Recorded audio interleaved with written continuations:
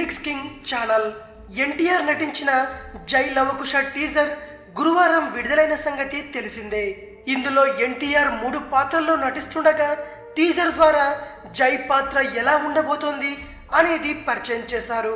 Indian cinema చరిత్రలో ఎన్నడూ లేని విధంగా ఇందులో ఓ ప్రత్యేకత ఉంది. జై పాత్రను నిశితంగా పరిశీలిస్తే అతడి చేతికి సంకెళ్ళు వేసినట్టు గొలుసులు కనిపిస్తున్నాయి. దానికి చివర్లో ప్రమాదకరమైన గొడ్డలి ఆయుధం కూడా ఉంది.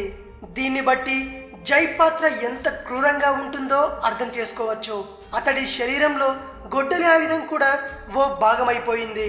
ఆయుధాన్ని తన నుండి ఎవరూ దూరం చేయడానికి వీల్లేకుండా దాన్ని తన చేతికి ఫిక్స్ చేసుకున్నాడు. ఇదిలా ఉండగా జై లవకుశ టీజర్ విడుదలైన వెంటనే రాజమౌళి ట్వీట్ చేశారు.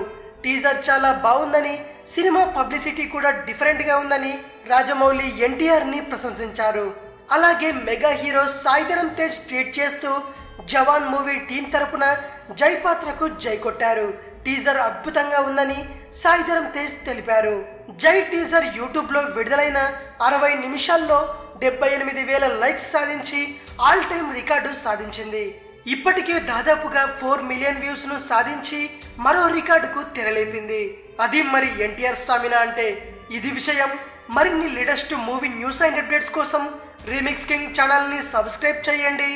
మరో వీడియోతో మీ ముందుకు వస్తాను. అంతవరకు సెలవు.